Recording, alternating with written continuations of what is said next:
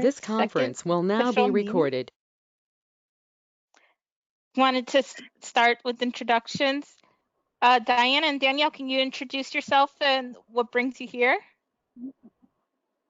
Okay. Hello, everybody. First of all, excuse me because our English is not very well. We can read and we can write, but speak and also understand your English is very difficult for us. But if we are here is to learn and share experience about our son who has renal carcinoma, medullary renal carcinoma. So this diagnostic start in June. Conference will now be recorded. And then we read, well, we try to read all about this 4-hour-long recording. we try to read and to understand. So we are now just in the beginning, because like I said, this problem started in July or June.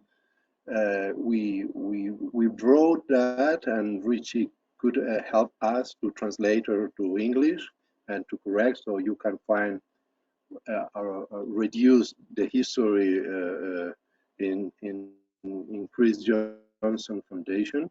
And well, in this moment we are afraid, but we are also hope for the future. We are waiting, and at the moment very focused to be that for our son. That's we are very focused. I don't know if you want to introduce something more. No, that we are with a very big gratitude for the Johnson Foundation, for the MD Anderson, because the treatment that our son has at the moment is from the Dr. Pablo Masoel, here in Colombia. Then we are with all the hope for the next.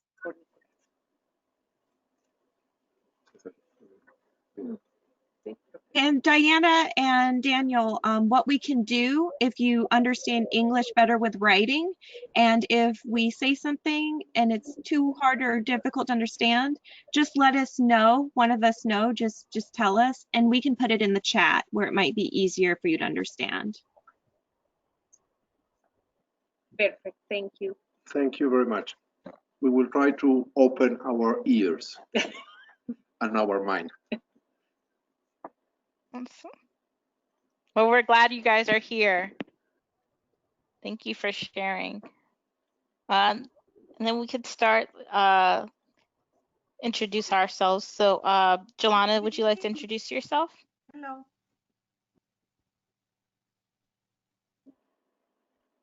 Oh, you're on mute.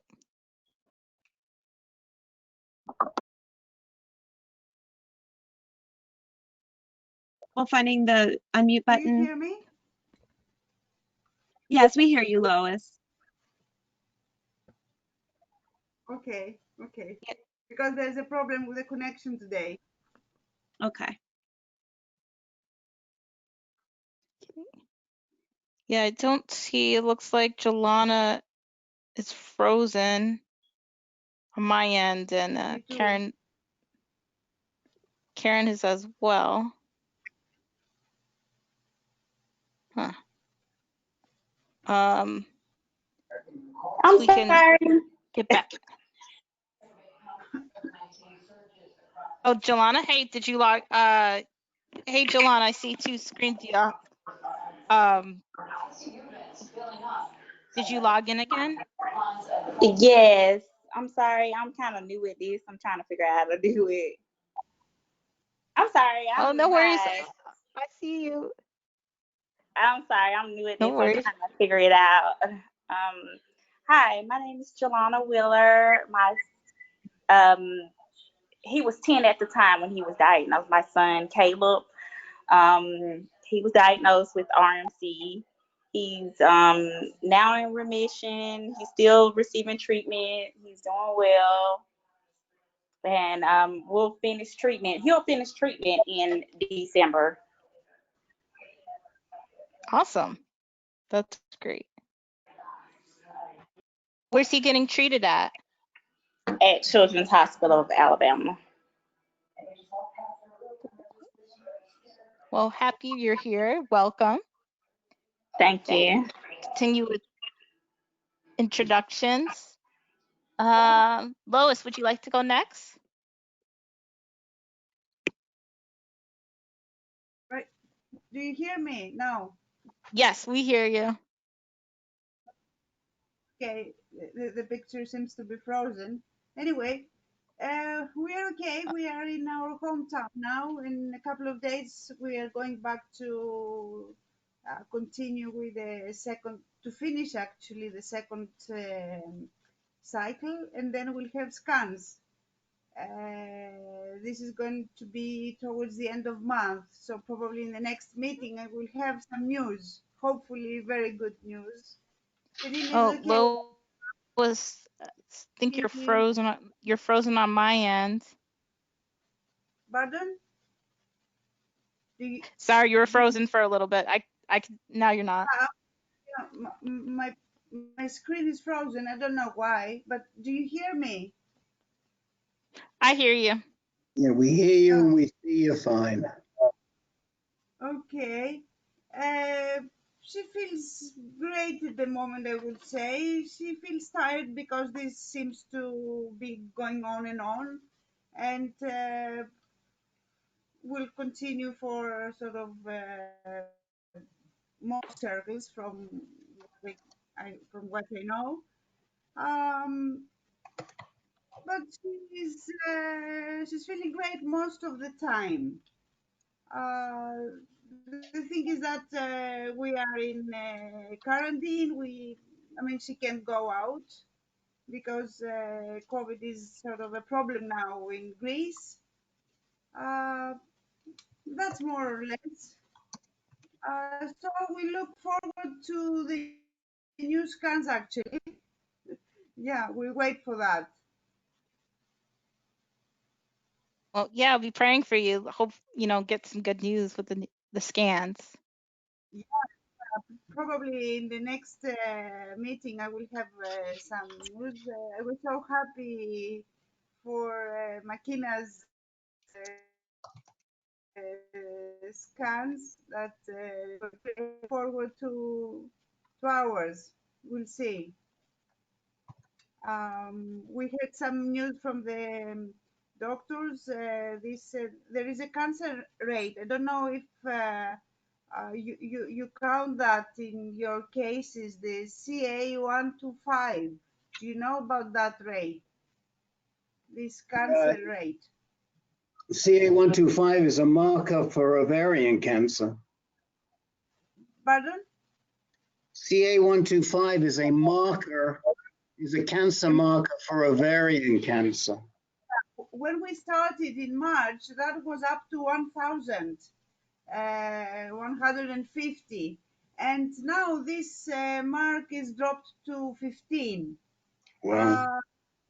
They tell us this is a very good sign. Of course, we'll need the scans for more feedback about the progress of the whole issue.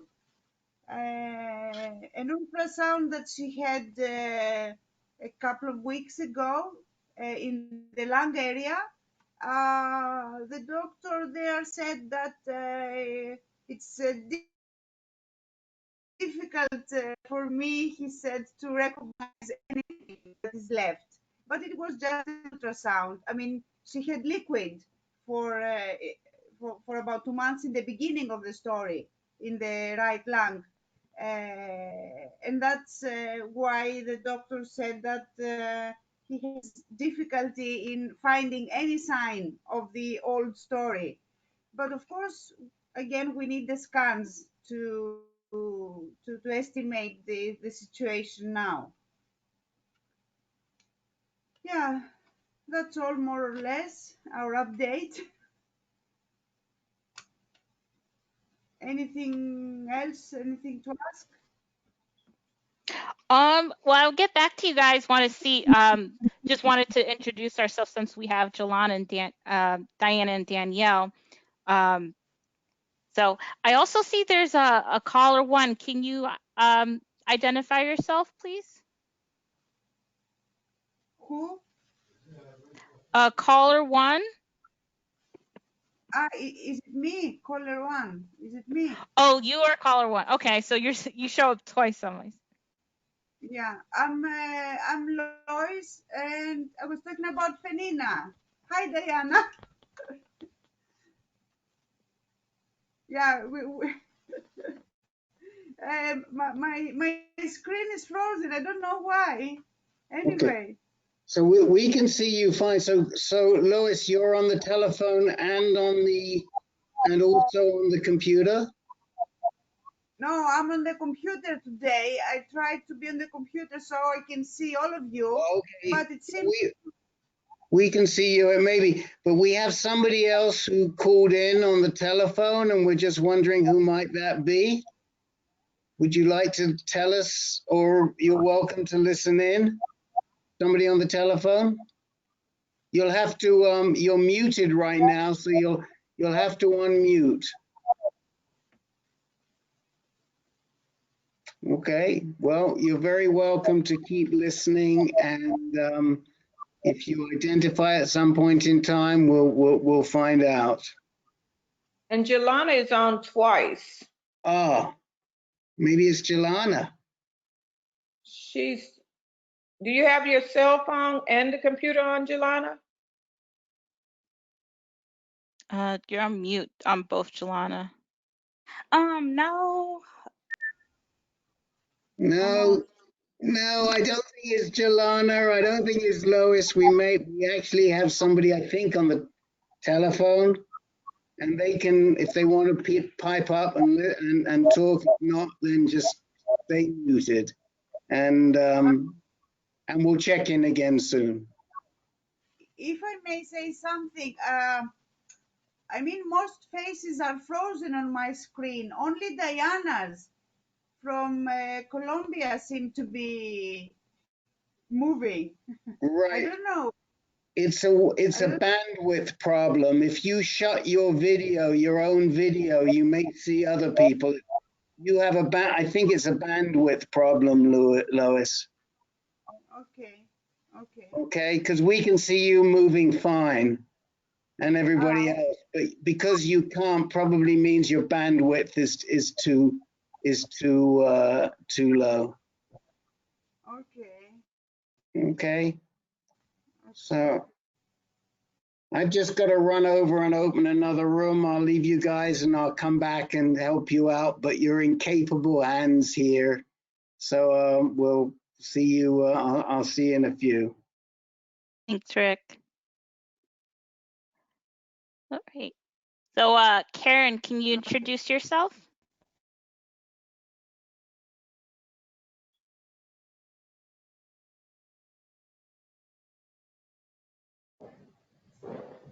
Hi, I'm Karen Davis. I am an RMC patient. I've been an RMC patient since 2018.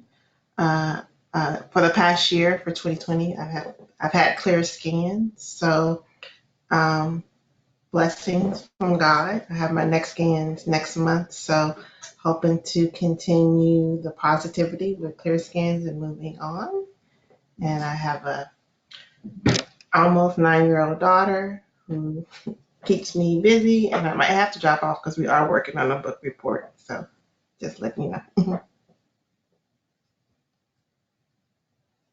Thanks, Karen. Andre, can you introduce yourself? Yes, good evening. My name is Andre Sneed. from Tuscaloosa, Alabama. I was diagnosed with RMC in April 2019. April 2019. And about 6 months ago, I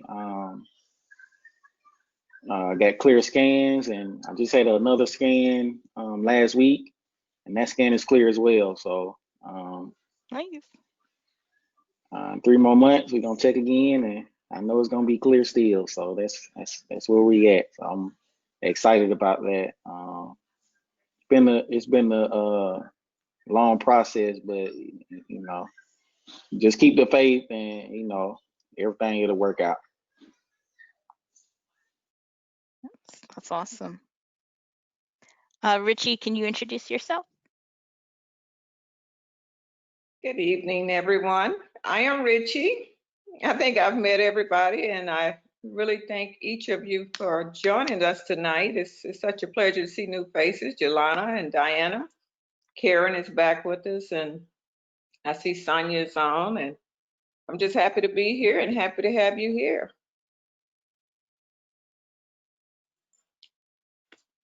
Yep. Alexa? Hi, I'm Alexa. I'm so thrilled that you all could make it here and spend your evening with us. My connection to RMC is Carlos Moran, Chris's husband, still is in my heart, very good friend of mine. And I love this community, and I'm so glad we have a platform that we can come together.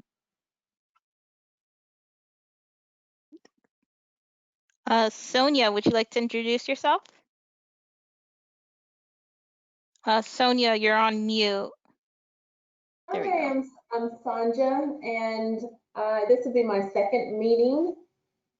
And I am thankful that they have this wonderful platform, the organization along with the CJ Johnson Foundation.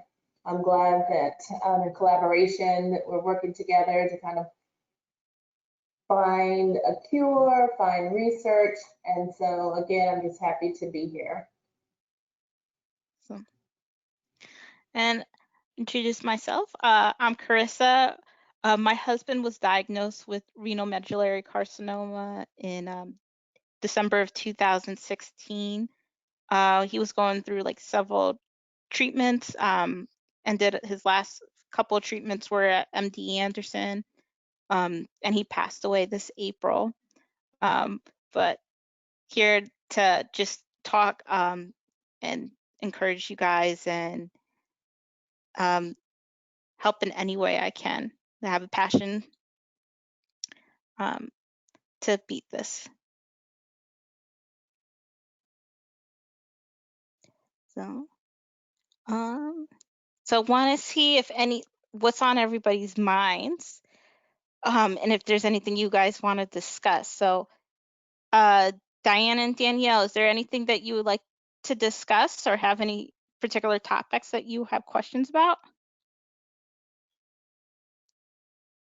Oh, you guys are on mute.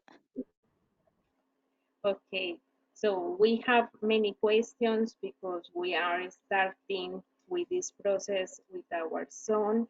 He's 12 years old, and we don't know how will come in the next months. We are, as Daniel said, worried, but we when we listen the guy survivors like some of you, we are with all the hope, and we don't know if we must wait 1 year, 2 years, or how many years continue the same treatment that Dr. Pablos sent to Penina and us, because we have the same treatment. And as parents, we only are focused for the next scan, and I don't know if in the first scan we can achieve a reduce for the tumor, or it is only at the final of the treatment. We don't know how is this process.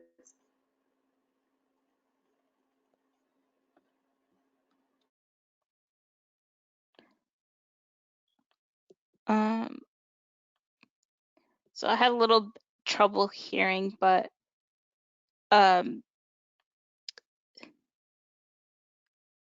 with the process. So what treatment is she? What treatment is your child on?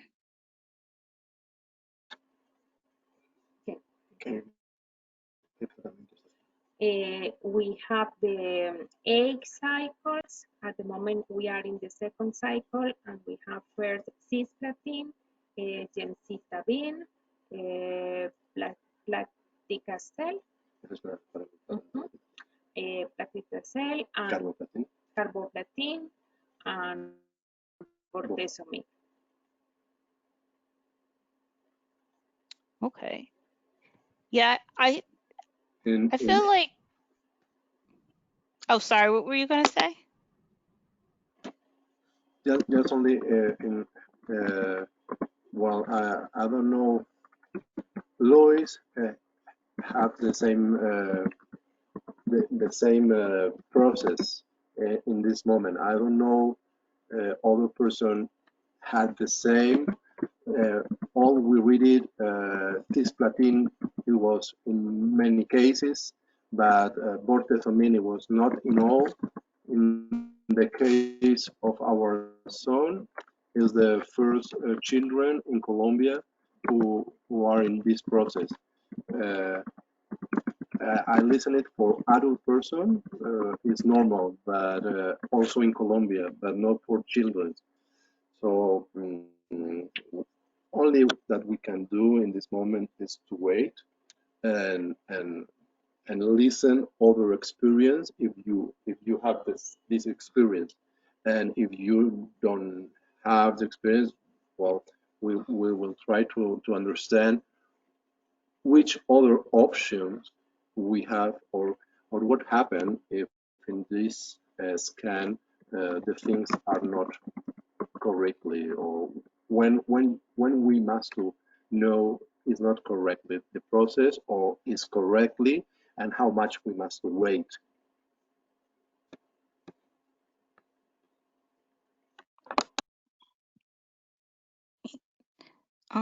Yeah. So my husband had like the carboplatin, the Plaxatil. That was like one of his first treatments that he was on. And that worked for that. He was able to get into remission. His cancer did come back. So I like with my experience, it's been taking like with the treatments, like taking it one by like you have to try one by one, and making sure that like this, like keeping up with the scans. But there are other options. I know, like with Dr. Masal, there was like several options too that he had in the back. And Andre, do you want to share your experience too with the different treatments? Yeah, I can share my experience. Like I said before, I was diagnosed in April 2019. So I got at the time I was staying in Washington, D.C., I got my kidney removed, was kind of my first step in the process. So I got my kidney removed, and probably that next month, I ended up at MD Anderson, and I started doxorubicin and gemcitabine. Those were the two cancer drugs I was on first. Those worked for a while, and then it stopped working as good. So Dr. Masal, he doesn't wait or waste any time. Soon when he sees that a cancer drug is not being as effective, he goes to something else. So the next step in my process was immunotherapy. And the same thing with that, it worked for a while and then it became less effective. And then they put me on another chemo drug, cisplatin. So I was on that for about 4 cycles. Same thing as the other chemo drugs. It'll work for a while. It'll shrink the tumors. Then it became less effective. Now the last chemo treatment I was on kind of worked the best, and that was carboplatin and paclitaxel in combination with radiation. So I would do the carboplatin and paclitaxel every 3 weeks. So once every 3 weeks, and I did that for 6 cycles. But also while I was doing that, I did radiation for I did 28 cycles. So Monday through Friday for 28 days, I did radiation. So they was able to shrink the tumors small enough, and then the problem areas that they were having difficult, the cancer drugs having difficult clearing up. That's the radiation they kind of targeted that area, and so I thought the radiation was very effective as well. So that could be an option for y'all as well. But yeah, so the carboplatin, paclitaxel, and radiation I think worked best for me, and my scan's been clear for 6 months now. So.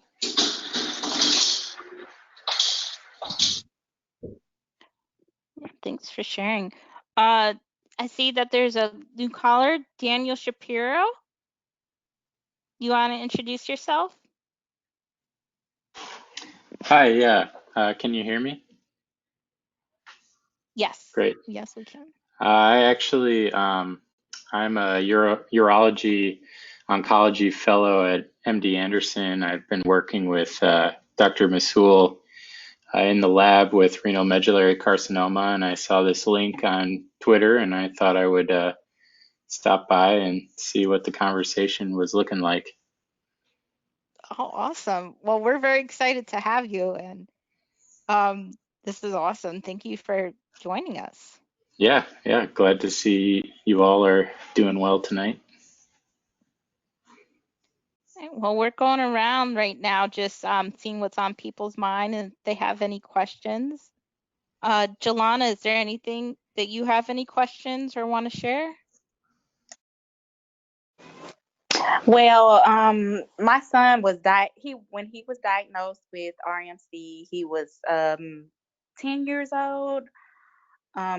He was the youngest treated at Children's Hospital for RMC. They won't tell me, of course, they can't tell me how old the other kids were. They told me one was, I know of Xavier. I talked to his mom a lot. The other child, they told me he was maybe 11 or 12. They didn't tell me his exact age. But my son is the third child to be treated at Children's Hospital in Alabama with RMC. And they told me that one child passed, which I know of Xavier. They did tell me that the other child, he did really well on the treatment that my son is getting, the carboplatin, the gemcitabine, the paclitaxel. He did well with that. They said that he went into remission. His around 9 cycles, like my son, he went into remission. They compare him with that child a lot.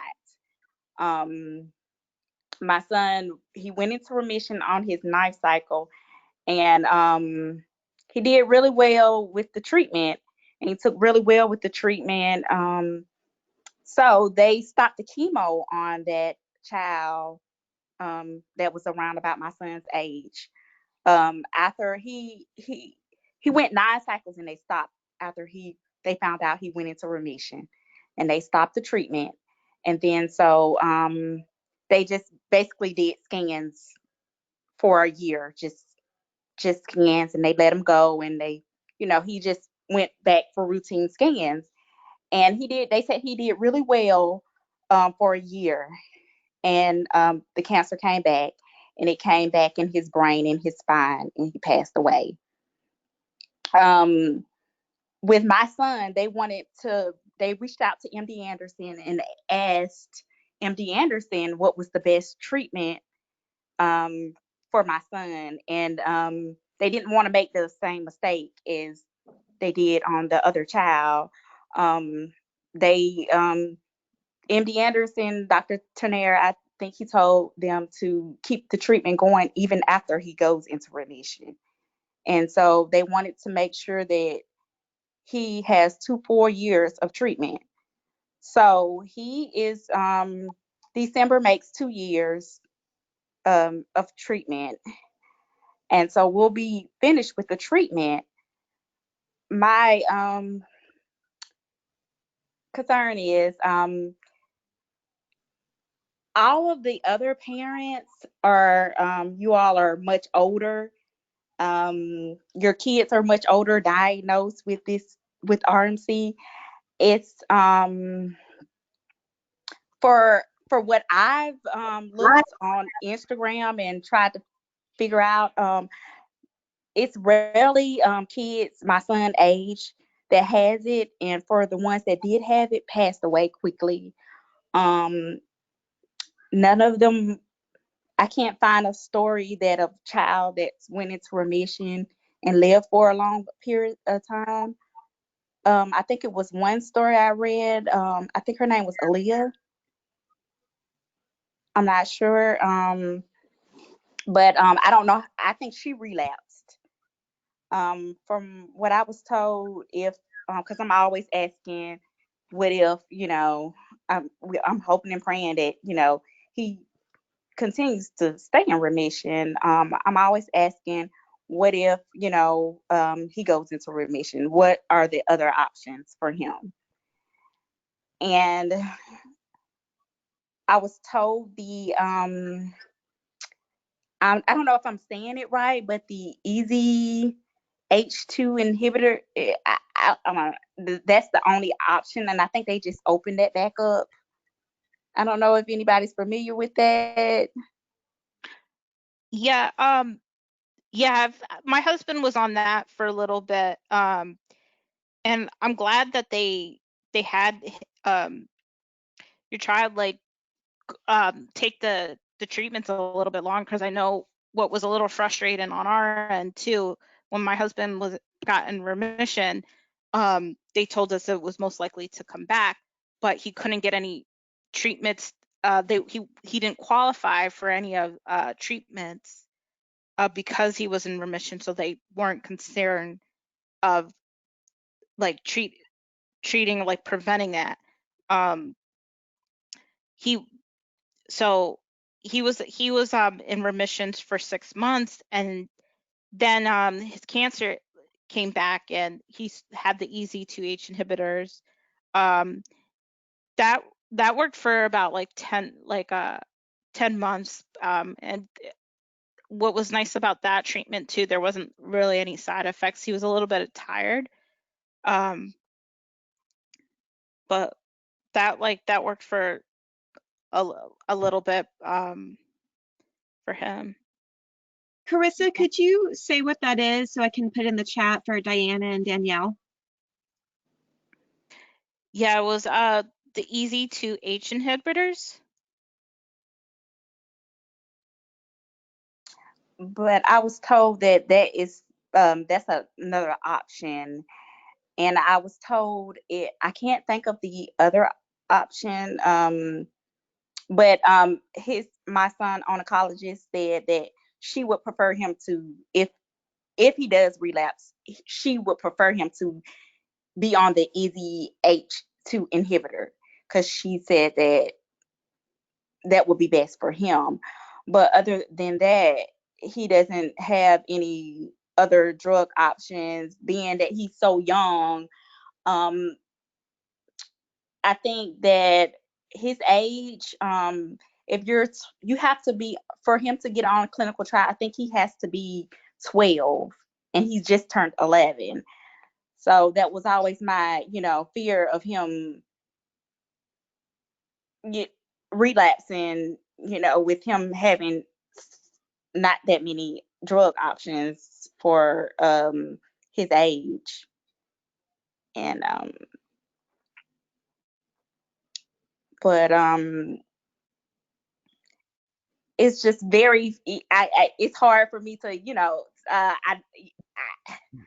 with him being so young, me talking to my son's doctor about, RMC, they said that it's very hard for children to beat RMC. Well, it's harder for adults as well, but it's really hard for children being so young.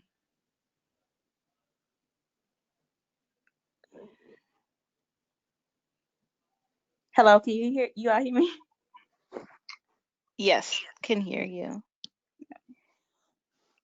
But yes. It's only 2 years difference between Caleb and Nicholas. Because isn't Nicholas 12? Danielle?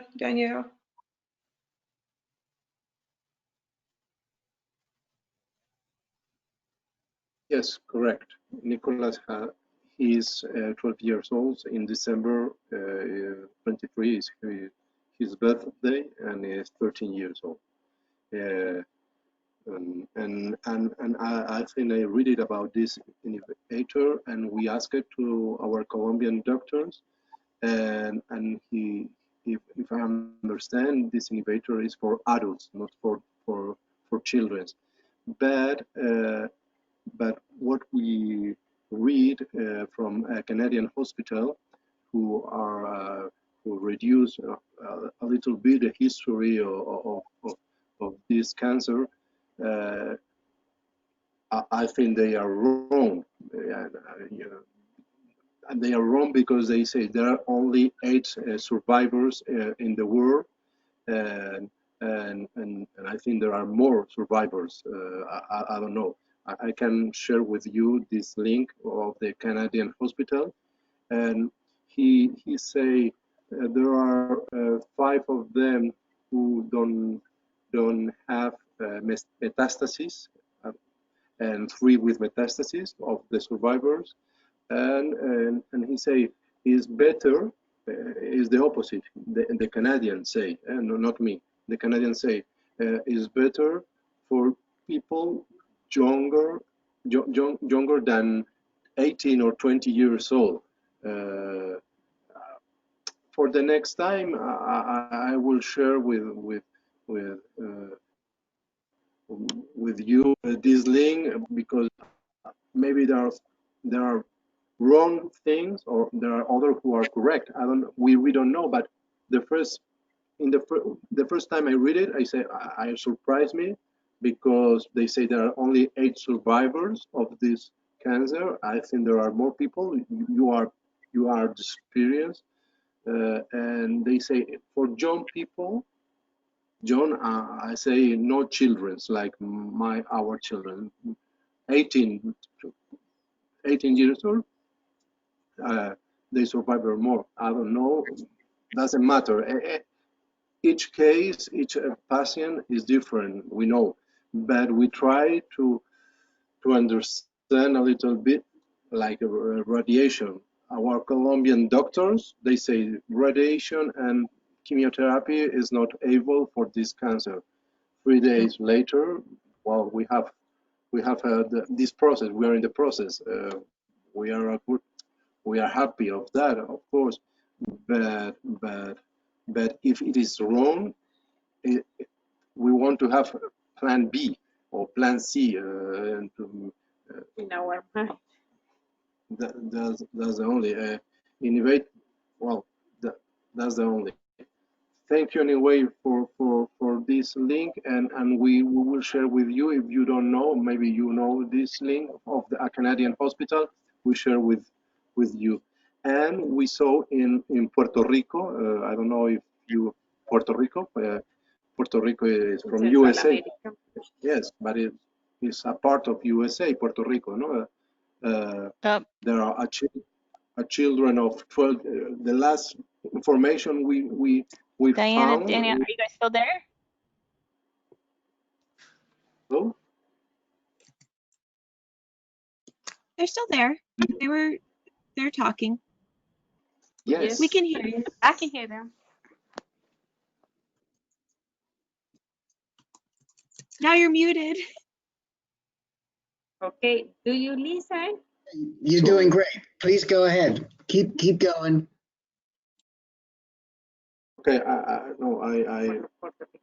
yes, I just only say the last information we found in internet, it's children of 12 years old or 11 years old. They don't use it with him cisplatin. And we asked the doctor in Puerto Rico, and he said after 4 years it's alive and it's normal. And it's free. And it's free. It's free. So just only that. And about the Canadian information of the hospital, we will share with you for the next meeting. Okay. Thank you. You know, everyone is Thanks, different, guys. and it's so important that we try to stay positive throughout this journey. You look at McKenna, she's not able to join us tonight because she had to work, but she was 15 at the time of diagnosis, and I think McKenna is now 21 and doing very well. So, you know, each one is different, and it's obvious if we could catch this cancer early, the survival rate is much better. But that's where the problem comes in, because it's asymptomatic until full blown. So we're just going to have to continue to educate the community as well as the physicians so that they can diagnose the patient correctly the first time. Because I bet each one of you can tell a little story that you were diagnosed with something other than RMC initially. And Richie, I'm glad you said that, since we do have a resident on the call, that we do have someone who's up and coming who is working with Dr. Masal. I think that's incredible that Daniel decided to come. Yeah, well, thanks for that. I agree. You know, I work every day. We're working right now, just to clue you guys in a little bit. We're working in the lab every day, looking at these tumors. We've been growing them in mice and exposing them to different treatment options, and we're trying to develop new therapies actively right now. It's a difficult tumor to develop new therapies just because it's so rare. So not many centers other than places like MD Anderson can conduct research like this, just because not many places have enough patients to collect tissue and develop these experiments. But I agree 100%, you know, not many people understand this disease.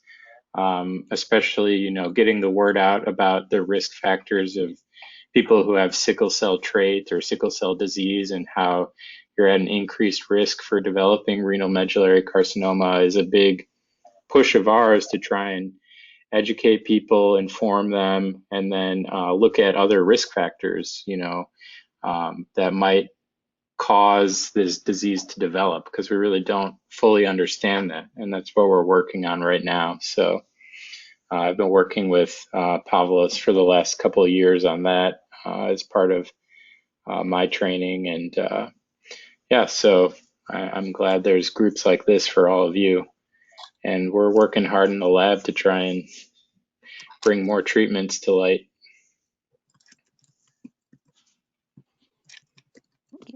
So And you know, I it takes really all of us. Sorry, It takes you, Rob, and it takes us in the community supporting this community. Yep. So, Dr. Shapiro, I have a question, which is how does MDA, or how do you cooperate with overseas patients? Because I look at this call, we've got somebody from Greece, we've got somebody from Colombia. I don't know where Sonia Martinez is from, but it could be somewhere outside the United States. But you know, it seems like the expertise in RMC largely lies with MD Anderson worldwide. Is that true? Yeah, I would say some of the most I guess the most proliferative research is coming out of MD Anderson.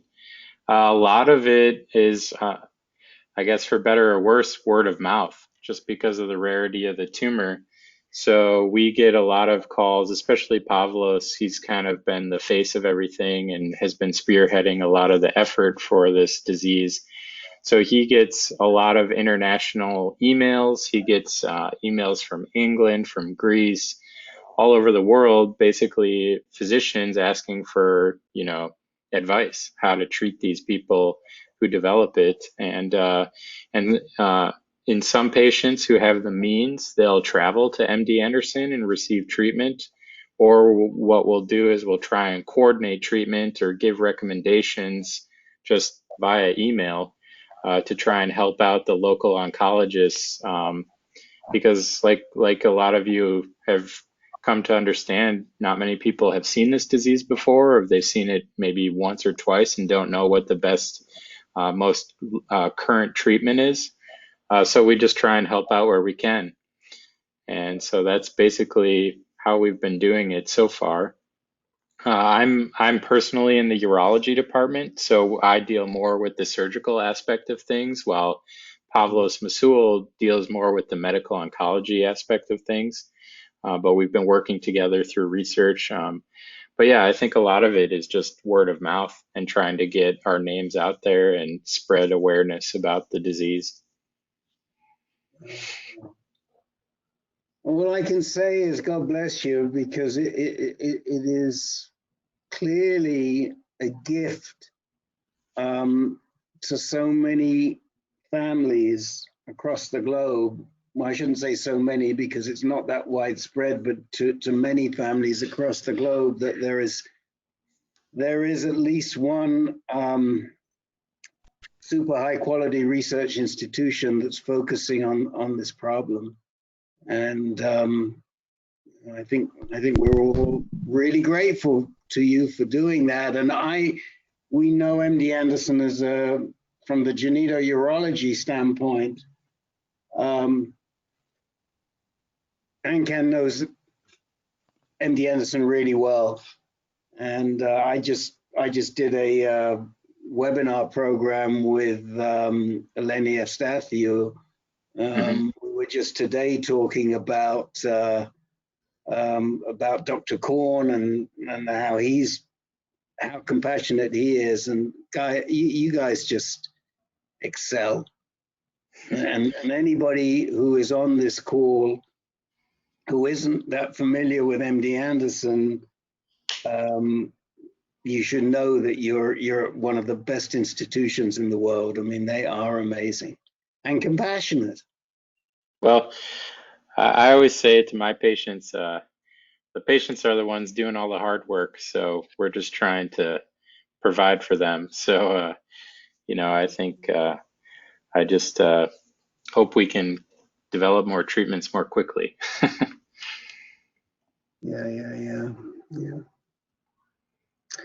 Well, I had a few questions. I wanted to see if we could brainstorm a little bit. I think the first of the year we really should strategize how we plan to reach our representatives in the state and our U.S. representatives so that we can accelerate, get funds to accelerate treatment for RMC and basically speed up the education process.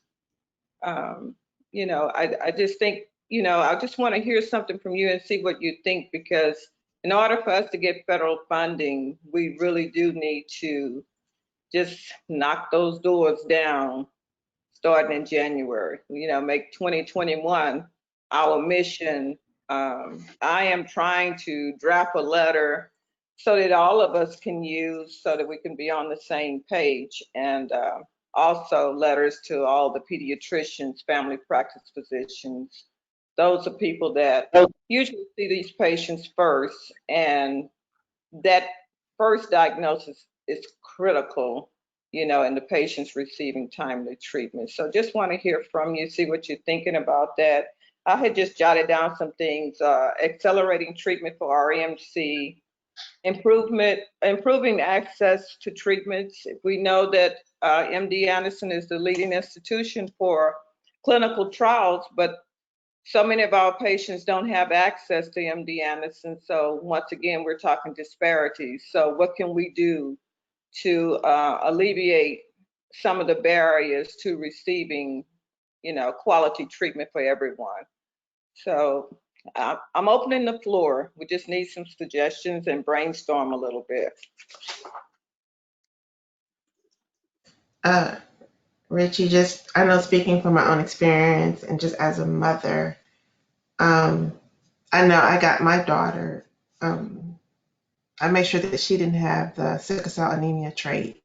And I think that's something that pediatricians need to be aware of so this is out there from birth, and they should be testing for that, and they should know what can happen if someone has that. Because I knew I had the trait since I was like, I don't know, 10 years old. I just happened to get tested at my church, and I knew I had the trait.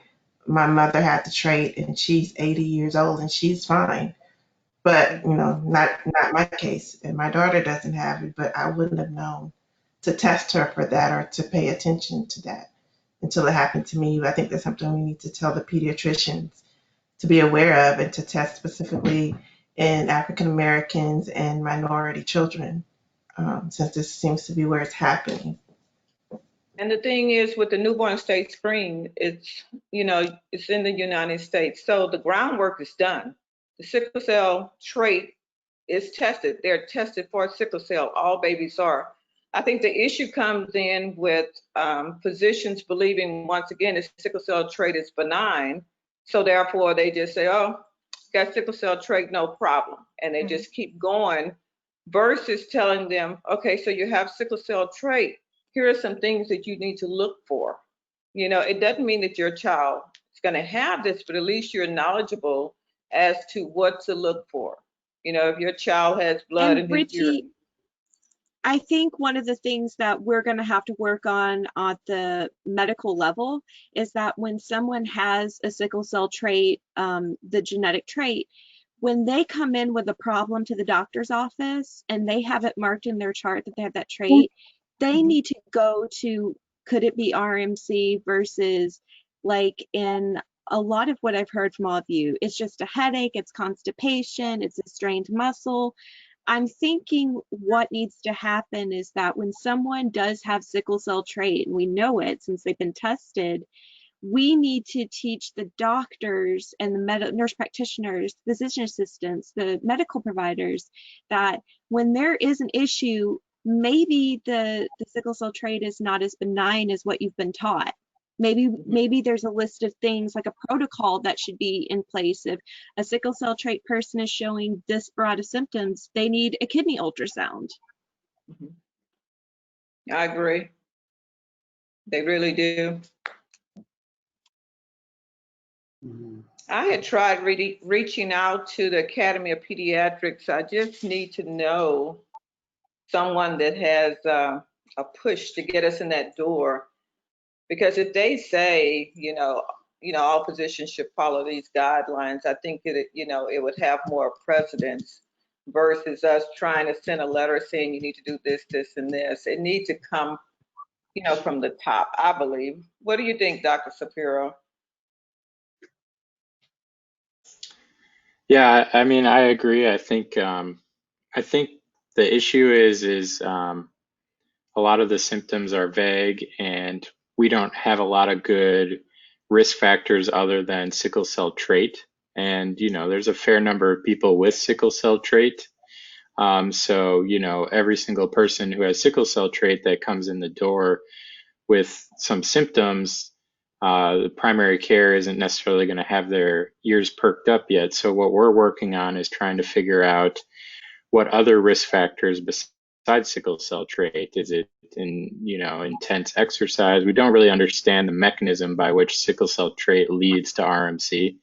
And so we're trying to develop to sort of pinpoint what exposures people might have been exposed to that could increase their risk of RMC. And so if we can figure that out, then we can communicate that to the primary care physicians and say, if you've got a patient with sickle cell trait, who also has these other risk factors, then you definitely, like you said, need to screen them, be it a urine sample or a renal ultrasound, something to help clue in the diagnosis. But I think it's, I think, and, I've seen, I don't know how much you guys communicate with the regular kidney cancer coalitions and the patient advocacy groups from the kidney cancer associations, because they've made some pretty significant headway over the last few years by going to members of local and national government looking for increased funding. And so, this is kind of outside my realm of expertise, but I know they may have an infrastructure in place for us to lobby members of Congress to get additional funding for, rare diseases and RMC. Right. And we do work with Kidney Cancer Association. Actually, I'm on one of the advisory boards with them. Yeah. So, I do need to touch base with them a little bit more too. And I'm wondering if it would help you any if we connected you to the AUA, to the American Urological Association, because we are doing some work with them. They know us, they know AMCAN, and we are on some of their advocacy committees. And I'd be more than happy to introduce you to my contact there, who maybe could guide you as to how to reach out on a pediatric basis. I think, if I'm not mistaken, the AUA does have a pediatric group, do they not, Dr. Shapiro? Yeah, there is a pediatric section of the AUA. Right. So, I'm writing myself a note, or send me a reminder, and I'll introduce you to the lady that is our entry, and she'll connect you to the right people at the AUA, Richie. Yes, because I've been communicating with someone from the AUA. I think it's Kimberly. Yeah, that's right. That is who we work with. So let me know what I can do to push Kimberly. Just tell me what I can do, and we'll write to Kimberly and we'll push her. Sounds good.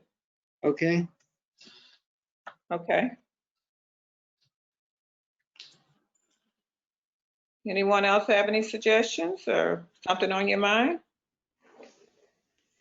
So I just want to stick on this advocacy issue for a moment, and then I don't know, you may have already gone round and asked each person whether they have something they want to raise, but a couple of things. One is that we're almost certainly going to do a webinar on advocacy next year for all the rare disease groups that we serve, which will definitely include RMC, and probably and sarcoidosis and male breast cancer and maybe a couple of other things that we're talking about that are in the hopper right now. And it does require that each of you in your own local environment reach out, because this has to start at the city and the state level. It's not just a federal effort. And the more that, if you have connections, if you know people that are representatives, either state or federal, I think it's really important to let Richie know. Don't necessarily go out and talk to them yet, because one of the things that we'll want to do is to try and educate you on what you should say to them. But if you have these people, let's start gathering lists of who we can go to. And see who we can find. And then we'll figure out what we've got to say to them and how we get this elevated in this country. In other countries, it's more difficult, because I think the lobbying is different. I mean, I relate to the UK, and in the UK, you're fighting with the National Health Service. I mean, it's almost 50 years since I left the UK now, but having said that, it's still the same. And I'm sure it's not that different in Greece, that in Greece, you know, who are you going to talk to about issues like that to get more funding? I don't know, or in Colombia, you know, some of these countries, it's more a question of finding a wealthy donor.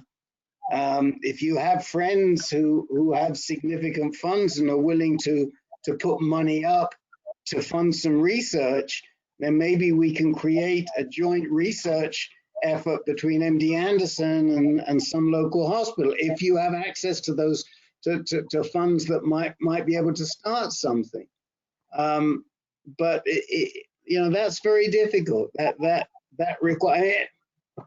Not to digress too much, but it reminds me of a situation we just had today with a guy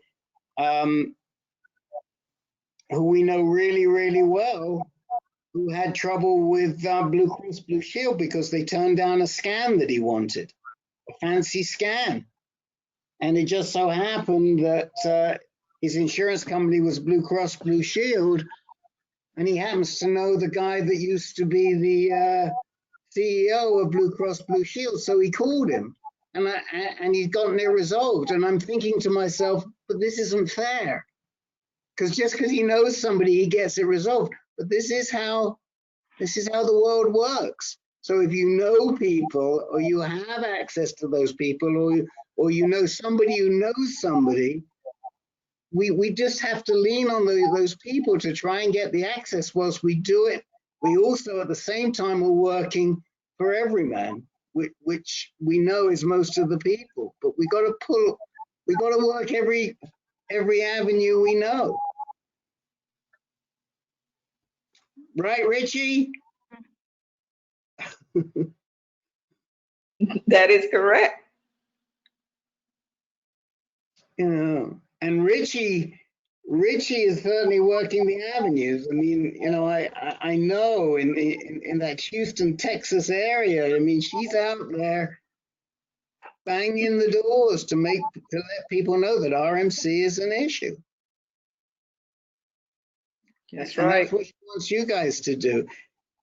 Yeah, and in some of the smaller states, maybe it's a little easier, because in some of the smaller, more rural states, I mean, I live in a very rural area, and it's easier for me to get to my representatives than if I lived in the middle of Houston. Mm-hmm. So even if you're in somewhere in Alabama, and you might know somebody who knows somebody, or through the church or whatever it is, we got to get them. We got to get them on board. And and once they hear your story, I mean, they are usually can relate, especially if they had someone that had cancer or has cancer, and you tell them your story, they tend to soften up. Mm-hmm. They need to hear it more than once. That's why we need more and more people to get out and help us advocate for RMC. Mm-hmm. So 2021, we're going to be out there doing it, you guys. Right. I'm the oldest one on this call, so all of you have youth on you, so you have to help this old lady. Are you sure about that, Richie? Excuse me? Are you sure you're the oldest one on this call? I can promise you that. All right. Carissa knows. Young in spirit, very young in spirit. I try, but I'll be 70 in another 2 weeks. 70. I hate to tell you, you're not the oldest one on this call. What are you after, Rick? What? You must be after something. No, I turn 70 next Monday. Awesome. I don't like to admit it, but it is true. All right. Let me turn it back to Alexa and Richie and Carissa, Who needed some time today, guys? Anybody?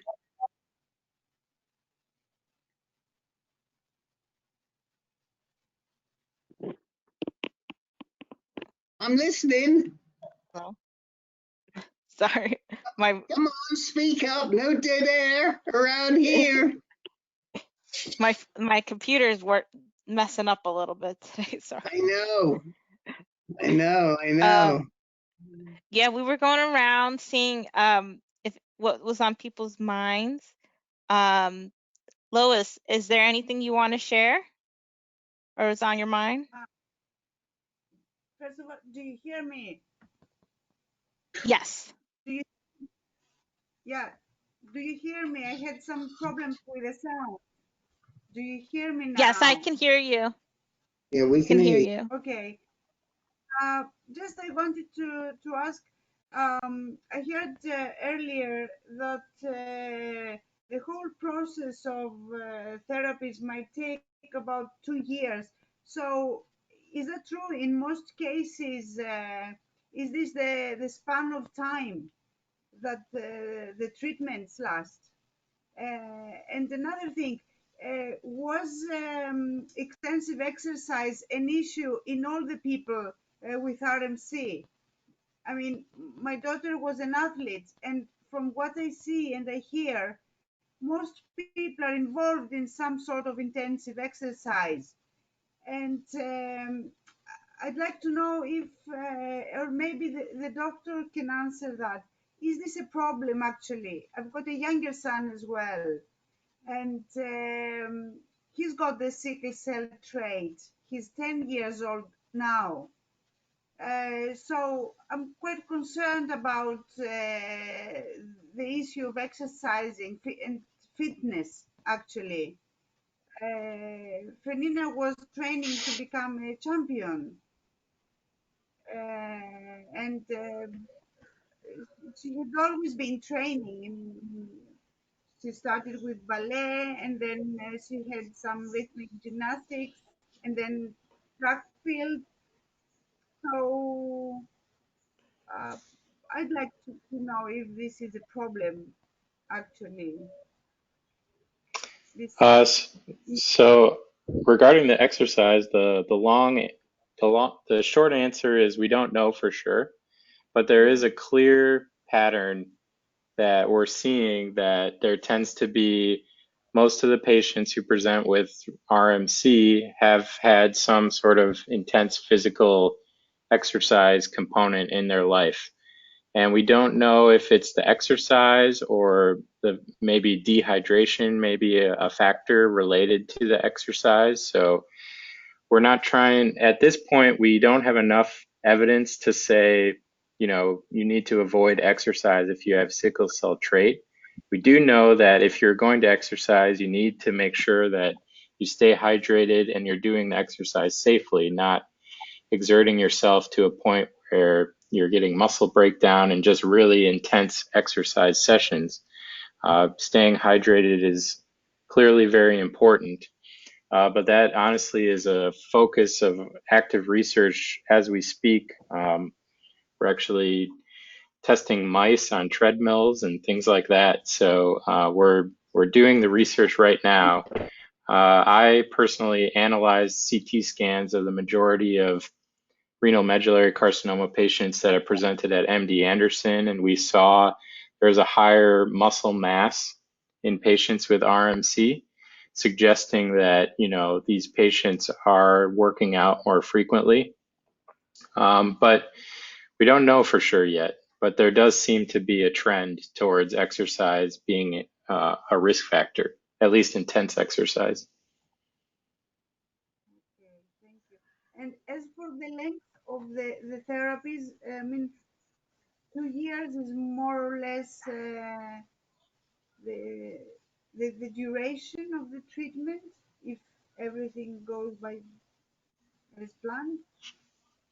Yeah, I think it depends on what treatment regimen you're being given and also how you respond to treatment. I think maybe some of you who have gone through it or know people who've gone through it can speak to how long the duration of your treatment was, but I think it depends on how you're responding and also what regimen you're given. Yeah, But again, what I hear, yeah, go ahead. no, it's more or less about 2 years.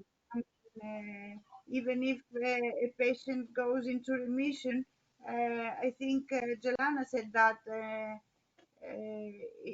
the doctor suggested to continue for 1 more year, just for maybe safety reasons.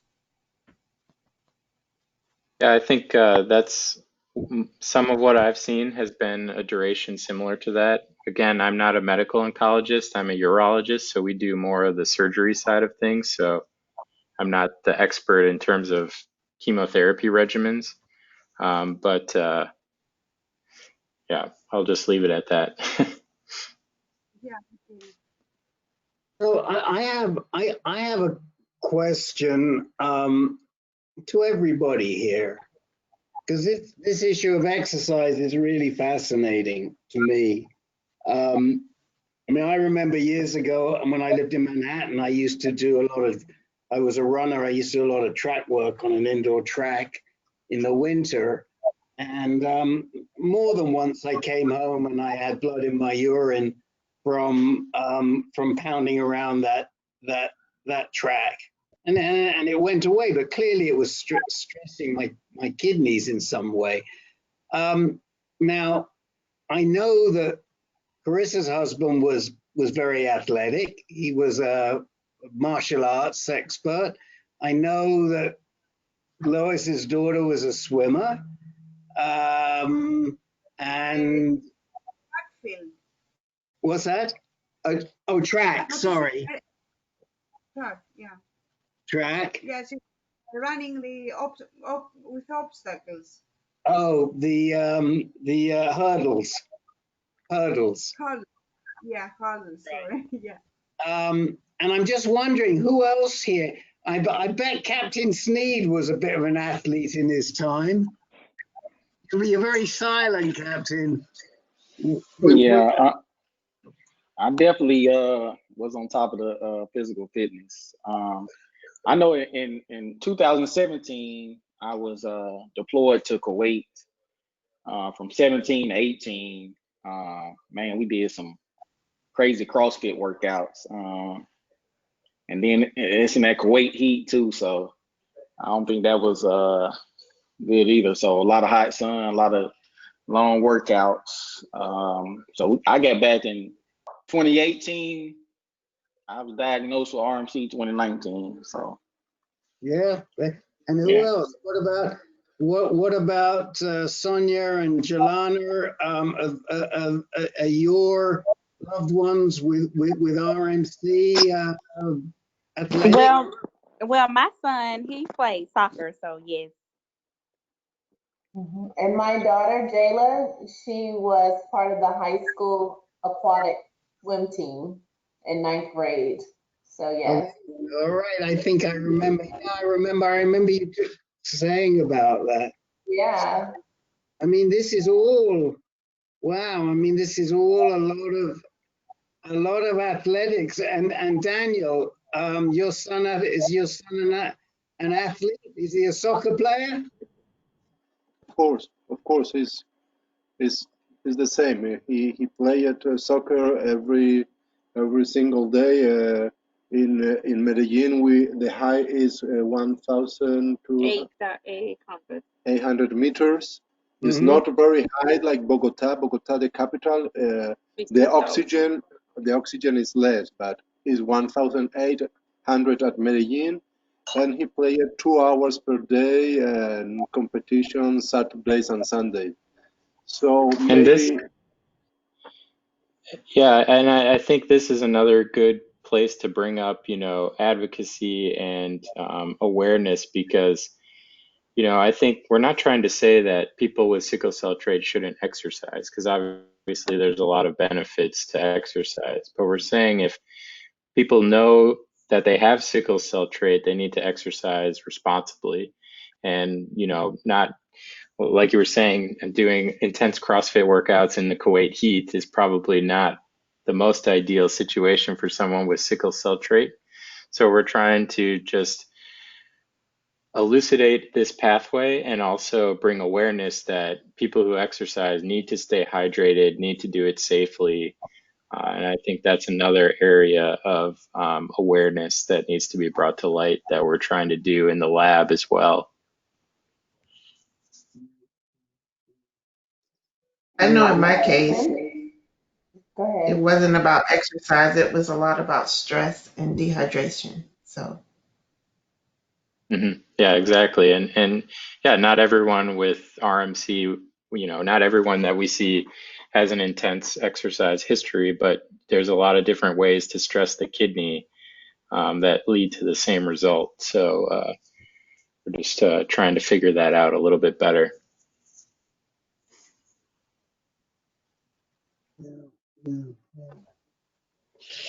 Yeah, I mean, like you say, stressing the kidney, I mean, is exactly what I was doing when I was pounding around that 200-meter track. And and then you don't drink enough afterwards.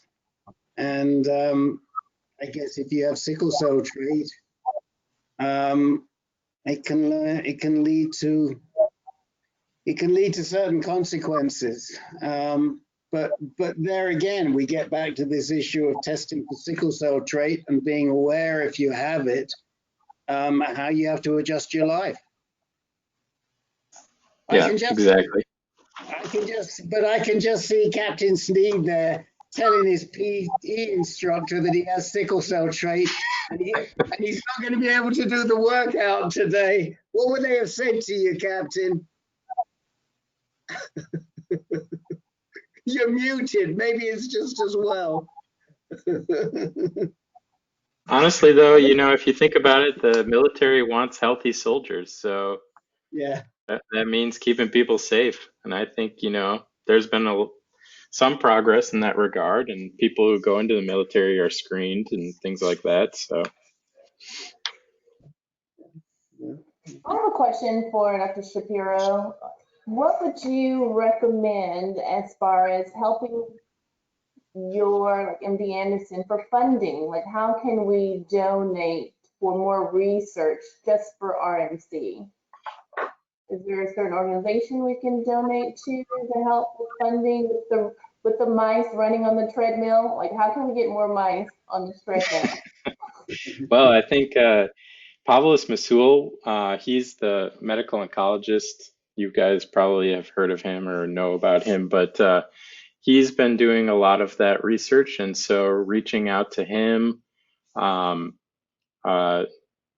would be the primary way. And then he can help set you up with people at the institution who take donations. And that donation can be allocated just for his specific research through philanthropy. And so that is definitely a mechanism by which a lot of the research is done at MD Anderson, in addition to federal and other grant mechanisms.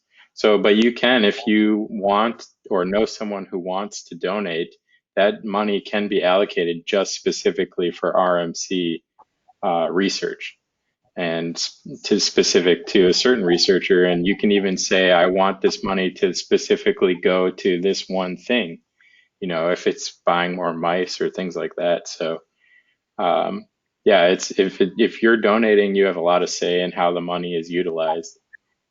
So perfect, thank you. Yes, mm-hmm. We donate every year to MD Anderson, usually at our Keeping It Renal Run Walk in March. And all you have to do is basically you write the check out MD Anderson /RMC research, and it is designated for that. And do we get proof that is actually going to RMC for the research? I mean, do you know for sure it's going there? I'm just curious. Well, I know it's going there because I give it to either Dr. Tanier or Dr. Masal. Oh, yeah. They make sure it's going there. Yeah, I can assure you it's going there and not to their personal. Now, I don't know what happens if the check get put in the mail, but we do ours once a year. No, that's good because I know on MD Anderson's website it has where you can donate for kidney research, but you know, for us, like our goal is strictly RMC, not just, you know, Yeah. chronic kidney disease or, you know, anything like that. It's RMC. So that's good. Thank you. Yeah, and Sonia, if you have the ear of any wealthy people, if you know anybody in your area that has funds or maybe has a foundation where they allocate money every year, there are a lot of pocket projects out there that can be funded with a relatively small amount of dollars. And I'm sure if you were to, and they were willing to fund a small project, and you tied them into Dr. Marcel, it's quite possible that he might have something they could do. I mean, I know personally of two projects where wealthy guys that we've helped have funded their own projects at UCSF. And, you know, one of them I heard about just recently where a guy gave 25 grand for a BRCA gene related project, and he carries the BRCA gene. We had connected him to a famous researcher there. He's actually also the president of the Cancer Research, Alan Ashworth, and they figured out a small project to do. So again, you know, it's not for you or for me who's going to write a small check, but if we think we know anybody that might be willing to write a bigger check, then Dr. Masoul may have some projects that he'd like to get going, which are not that large, and he could fund with a small budget. Okay, no, that's good to know. Thank you for that information. Yeah, that's absolutely true. We have a lot of projects that big and small, and every little bit counts. Yeah. When you say small projects, like how much are we talking for a small project? Like 60,000, 100,000? What's the cost of a small project? Well, that's a good question. I think really every little bit helps. I would say, you know, getting a project across the finish line, it's hard to estimate how much money it's going to take. Like I've been working for 2 years on a project, and I would say it's probably cost around maybe $5,000-$10,000. So it doesn't have to be a huge amount of money. I mean, that's still a significant amount of money, but I would say a smaller project is around that amount. But you know, the more money, the more impactful the research will be. So a lot of times, Sonia, a lot of times it's actually those early dollars that are the most important dollars. Yep. Because once the proof of concept is there, it's easier for doctors like or researchers like Dr. Shapiro to go out and to get grant funding for a project, but they've got to have some proof that it's a good project, and who's going to put up the money? And so, I mean, like I say, I know of two people that have put up $25,000 for these pocket projects, and the docs and the researchers are so grateful because they have these terrific ideas. It doesn't cost an awful lot of money to prove them out, but they got to prove them out so that they can then develop a larger trial to prove it out. Is that right, Yeah. Dr. Shapiro? That's absolutely right. So early career investigators, the process by which you get funding to run your lab is usually through federally funded grants. Now, when you apply for a grant, you need to write your aims, so what you're going to be using the money for, and then you need some sort of preliminary data to show, you know, I've got this idea and it seems initially that this idea is working. To get that initial preliminary data, you need some initial seed money. So like he was saying, that initial data that you're generating needs a little money to kind of get it off the ground running. And a lot of it comes from your first career, your job. You negotiate with your department to provide a little support to you while you're getting up and running. but also having donations is very helpful as well, so that you can just prove that your idea is working enough so that people will give you more money to really take it home and finish the project and build more research on top of it. But you can't just say, I've got a good idea and trust me, it's going to work. You need to show that you have some legitimate data behind it. Mhm. Mhm. Especially with Okay. how competitive money is now for research. Yeah. Okay, well, let's go back to the, it looks like it's close, it's gone the witching hour. So let's go back to the moderators. This has been great discussion again. You guys are awesome, this RMC group. Karen, is there anything on your mind or questions you have? No questions. I'm good. Andre, is there anything on your mind? No questions.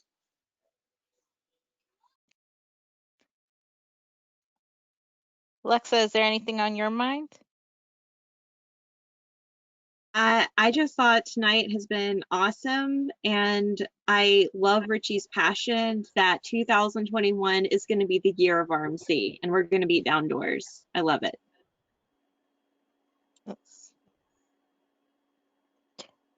Richie, is there anything on your mind?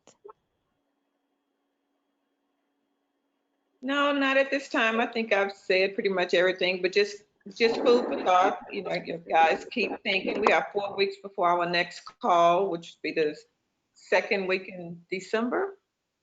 And please think of ways, be creative ways, so that we can start 2021 with a bang.